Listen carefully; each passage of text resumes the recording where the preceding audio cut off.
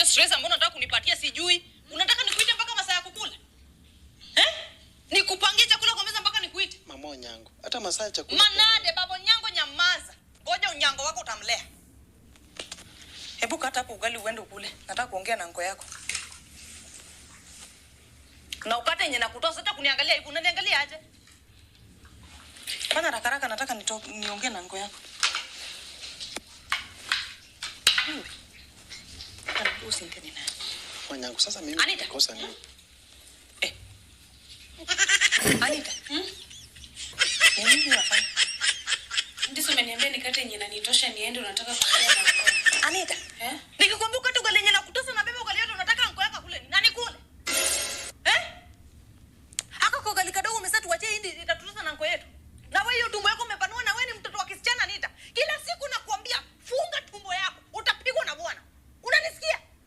Mama Onyango, nimesema mambo ya kelele. Rudisha hiyo ugali hapo wewe ni kama unataka kukula. Hata sijui. Hii ni sani yako kama ni ya jadolo. Unanichezea. Mtoto tu anapanua tu tumbo. Sijui unataka hiyo digestion ni take place wapi? Kwa liver. Chukua hii. Enda huko kwa bedroom. Na uose hiyo sani ya doro weka kwa kabati. Mama Onyango, sasa mtoto atakula hiyo asibe. Baba Onyango, tebo mana siawa. Nataka kuanza kukula. Ama unataka chakula kiwe baridi nishikwe na asma?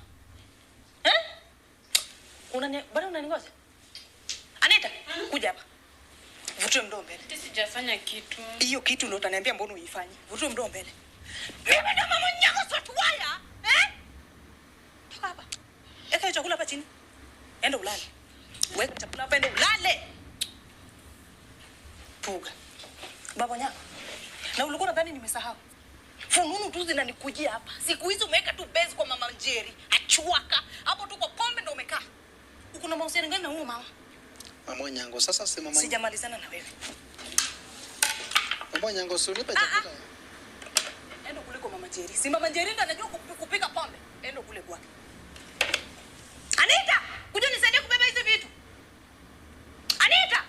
Mama Onyango. Beba hizi vitu peleka jikoni. Mama Onyango. Jadolo anakuja kesho hapa. Twende. Mama Onyango.